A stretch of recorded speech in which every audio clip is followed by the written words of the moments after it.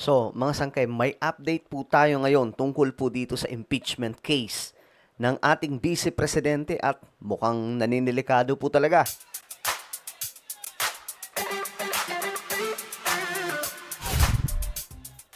Hello, what's up guys? This is me. We are back dito sa ating YouTube channel. Kamusta po kayo mga kababayan, mga solid sangkay? Ito nga po pag-uusapan po natin ngayon mga sangkay ang isang matinding topic sa ating bansa. Yung issue patungkol po sa ating Vice Presidente na si Sara. Kasi nga po, nangangamoy impeachment trial na ito. Ilang araw na lamang po mula ngayon mga sangkay, pwede na po itong pumutok. So ngayon mga sangkay, ito na yung balita, no? Na mayroon daw pong sapat na numero para ma-impeach ang ating Vice Presidente. Diba? Pag-usapan po natin yan. Anyway, bago tayo magpatuloy sa mga hindi pa po dyan nakakapag-subscribe sa ating YouTube channel, makikita nyo po yung subscribe button sa baba ng video na to. I-click nyo lamang po yung subscribe, i-click ang bell, at i-click nyo lamang po yung all. Sa mga nanonood po sa Facebook, i-follow nyo po yung ating Facebook page. So, ito na po yung balita ngayon, mga sangkay. Tingnan po natin. Ayon po kasi dito, House Justice Committee, may sapat daw po na numero para ma-impeach ang ating Vice Presidente. Kumpiyansa ang House Justice Committee na may sapat silang numero sa Kamara para ma-impeach si VP Sara. Posible namang sa Hunyo pa gumulong ang mismong paglilitis sa Senado. Nasa frontline ng balitang yan, si JC Cosico. Ako naman mga sangkay, reaction ko dyan, hindi na rin po ako magugulat. Kasi sa Kamara po talaga, karamihan sa mga congressman, ayaw po kay VP Sara. Majority. Super majority. As in, malala po talaga yung bilang. Ayaw nila sa ating Vice Presidente. Pagdating naman sa Senado, yun po ang may problema. Kasi, medyo tapatan po talaga. Yung bilang. Medyo marami ang majority, kaunti. Pero hindi nagkakalayo kasi sa minority doon po sa Senado. Pero mga sanggay, siyempre, magkakaalaman pa rin po yan. Pagdating po doon sa Senado, sa trial, kung sakaling makakarating po talaga yan doon. Pero dito sa Kamara, mga sangkay, may mga report nga po na may mga ibang mga kongresista daw po na nagdadalawang isip kung susuportahan itong impeachment complaint laban po kay VP Sara. Pero nakita nyo nakaraan, di ba? Nagbotohan sila. Lahat po kompleto sa recados. Wala pong may wala pong may kumontra Hindi bababa sa 106 na boto o 1/3 ng Kamara.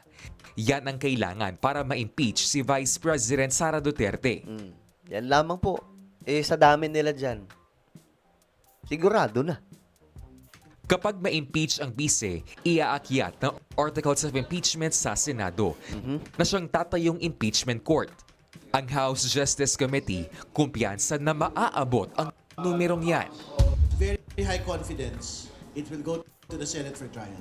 Yung source of confidence natin would be the evidence presented during the proceedings itself. Sa totoo lang, hindi lang ho pating yung nakita ho doon sa pagdinig. Balye na ho yung nakita doon sa 6.77 billion na pinag-uusapan ho natin. Actually guys, isa po yan sa magpapatagilid po talaga kay VP Sara yung nakikita po sa mga bank records. Yun po yun, mga sanggay. So, delikado po doon ng Vice Presidente. Balihin na nga daw kung tawagin nila. Kasi isipin mo naman, 6.7 billion. Ba't ganun kalaki yung pera, diba? Nakakagulat, guys. Mamihira. Sa naunang reklamong impeachment sa bise, 7 articles ang ipinadala sa Senado. Nakalaon na idineklarang unconstitutional ng Korte Suprema. Pero sa pagkakataon daw na ito, Yun yung una Ngayon, ito na. posibleng magiging 4 na lang yan. Yung main naman po ay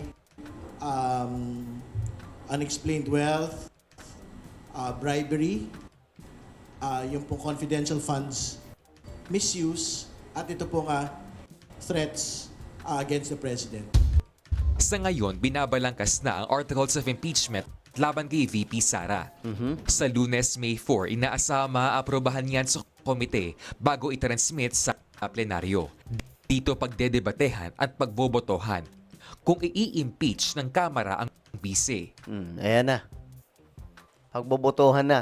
So, this coming week, pagbobotohan na daw po mga sangkay kung mai-impeach si VP Sara doon po sa Kamara. So, ngayon pa lang mga sangkay, mukhang nagbibilangan na yan. Sino kaya yung mga boboto na ito na sigurado? Siyempre, may gapangan dyan eh. I'm sure mayroon yan. Politika yan. We all know naman kung gaano kabasura ang politika sa ating bansa. Kaya nga ganito kagulo eh. Yung politics sa Pilipinas dahil po sa basurang political system natin. 'Di ba? Ang gulo-gulo. Pero yun na nga po, mukhang matutuluyan po talaga si VP Sara. May impeach. Kung tuluyang ma-impeach, may binanggit na raw si House Justice Committee Chairman Jervy Luistro na posibleng maging House Prosecutor sa impeachment trial. Isa na raw dyan si Ridon, kasama Senator Representatives Isabel Zamora, Leila de Lima, Jonathan Keith Flores, Joel Chua, Chel Diokno at Lorden Suwan. Maliban sa kanila, Mga lawyer lahat. inaasahang magkakaroon din ng private prosecutors Ang ano ko lang dito, itong si Chel Diokno eh. para sa paglilitis sa bise. Samantala, ayon kay Senate President Pro Tempore Ping Lacson, maaaring mag-convene agad ang Senado bilang impeachment court oras na matanggap ang articles of impeachment. Pero baka sa Hunyo pa raw masimula ang mismong paglilitis. Maaaring kailanganin pa raw kasi ng di bababa ng 3 linggong paghahanda para sa mga proseso. Eh paano kung ligwak sila dyan? 'Di ba? Pinahaba nila yung proseso tapos biglang maligwak. Kasi panigurado pagpaplanuhan na po yan ngayon. Baka nga may sikreto na pong kuditang naghaganap dyan eh. Para po tanggalin si Tito Soto at saka itong sila Lacson para nang sa ganun makontrol nila yung Senado. Kasi ang iiwasan po talaga nila dyan, yung mailatag yung ebidensya. Kasi the more na may ebidensya, mahihirapan pong magdesisyon itong mga pro-Duterte na mga senador na kampihan si VP Sara. Kasi magagalit ang taong bayan yan. Tulad ng pagpapadala ng summons o pagpapatawag sa mga kailangang ipatawag sa paglilitis at pagmamarka ng mga ebidensya. Ang tanong, sisipot kaya ang bise sa mismong trial? Ayun. Though, ako hindi po obligado si VP Sara na sumipot. Hindi po obligado yan. Depende yun sa kanya. Kung ganun po siya katapang.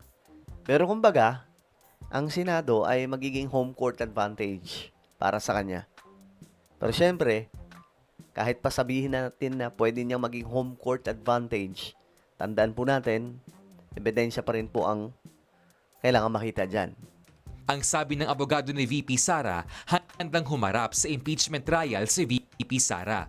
Pero hindi raw sa lahat ng araw ng paglilitis. Pero duda dyan ng isang human rights lawyer. Ang fairness forecast ko, hindi siya attend. No, hindi siya attend kasi allergic nga si Sara Duterte matanong. Sara Duterte should attend because this is the highest accountability mechanism as provided for in no less than our Constitution. Alam nyo, isa sa dahilan talaga bakit di nakaka-attend si VP Sara, hirap po siya sumagot sa mga tanong. Hindi ko alam bakit siya nahihirapan. Siguro hirap lang siya mag-Tagalog or mag-English. Mas gusto niya yung, I don't know. Kasi every time na nakikita ko yung mga video tungkol sa mga interview sa kanya, hirap po siyang mag-deliver ng salita. No? Kaya tingin ko lang for me, mukhang hindi po yan na-attend. The impeachment proceedings is a stress test for Philippine democracy. Nagbabalita mula sa Okay, so yan po yung sitwasyon ngayon ni VP Sara. Ano sa tingin nyo? Guys, matutuluyan na ba ang ating Vice Presidente?